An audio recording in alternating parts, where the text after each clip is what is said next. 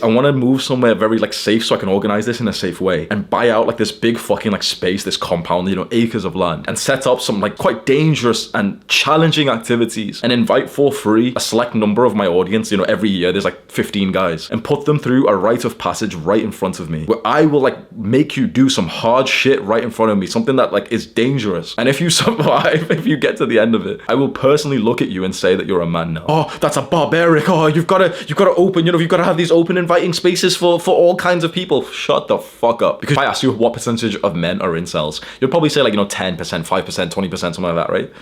Technically, 90% of men are incels. A lot of guys, you know, the Sigma male grind, say like, oh yeah, girls are just stupid, I don't need girls. Does that make sense? So you don't actually get that much dopamine when you eat the junk food. You get dopamine when you know you're gonna eat the junk food 5 minutes from now. Jeffrey trudges through another day at his low-paying 9-to-5 job, just counting down the minutes until he can go home and numb himself with junk food, video games, and weed. How did I end up here? Where did I go wrong? I worked really hard in school and did everything right. He just doesn't understand that his poor habits are holding him back.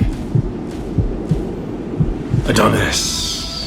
Adonis is the epitome of success. He has everything that he could ever want, but he didn't get to where he is today by luck or coincidence. As a young man, he made a conscious decision that every other young man should make. Do you know what that is? To cultivate good habits and to avoid the pitfalls of instant gratification. Whilst Jeffrey was busy wasting his time with video games, Adonis was busy reading books, meditating, and lifting weights.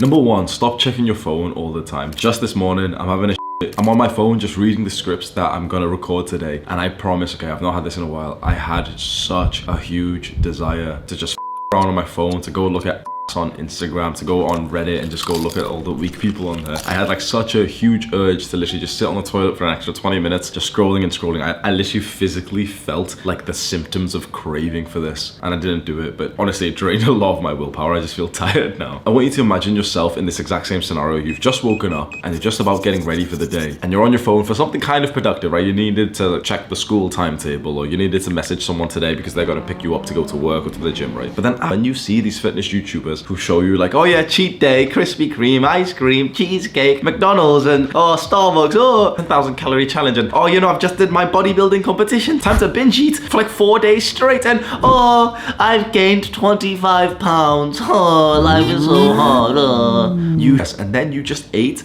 20 donuts the day after, and now you're like, oh, bodybuilding's so hard, I binge ate after I did my competition. When you get a good grade, after you get that good grade, would you reward yourself by getting a hammer and just bashing your skull with it? Because yeah, like, you know, I got smart to do this, so I should make myself dumb now because that's what people in the fitness industry think. Jeffrey downloads a YouTube blocker. He can no longer watch the videos on YouTube. Yes, finally, he's gonna make some progress. He even has a porn blocker installed on his PC. This is it. This is the time that Jeffrey's actually gonna finally improve himself.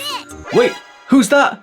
A mysterious figure uninstalls the blocker from Jeffrey's computer. Who could it be? Who would undermine your self-improvement attempts? There is only one man we can trust to find out the answer for us.